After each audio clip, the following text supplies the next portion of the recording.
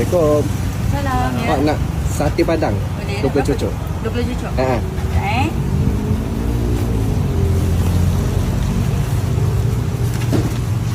Sate padang cucuk berapa? Satu cucuk RM1 bang. RM1 dia okey.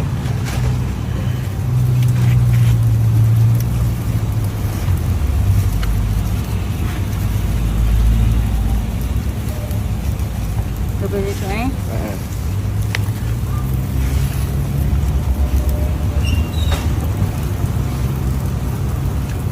Sedap ya Pak. Okey. Ini bawang goreng. Dengan bawang goreng. Okey. Okey dah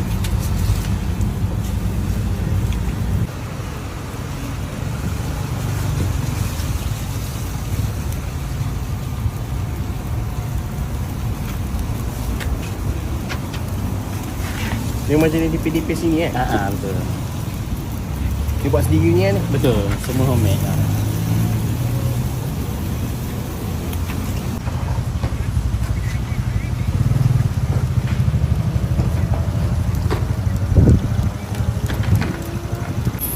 Kuah dia pun lain lah dengan sate biasa, tak sama kan. Kau tak kau kacang Dia tak kau kacang. Dia pakai tepung. Kau pakai tepung? Ni Oh. Ni sate yang macam Dia memang dicelup sini kan? betul, dia kena celup dulu dalam ni. Buat jadi sate padang Betul, dia sate padang.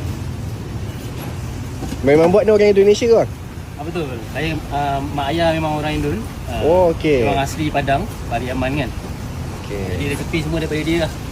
Okey. Kita Ni rasa asli lah ni. betul, insya-Allah. Kali ni ayam cucuk apa? Ayam masih 8 sen lagi bang. Ayam 80 sen. Kalau daging? Kalau daging RM1, kambing RM1.5. Okey.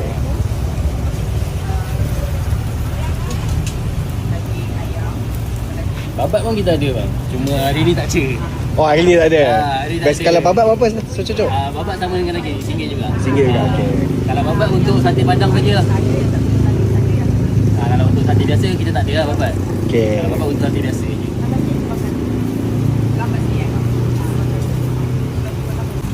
Oh lagi kat sini hari-hari ke? Kita niaga setiap hari Selasa sampai Ahad. Isnin tutup. Kisah tutup. Buka kau apa? Buka daripada pukul 6 sampai pukul 10. Dah sampai 10. Okey baik. Okey, terima Terima kasih. kasih.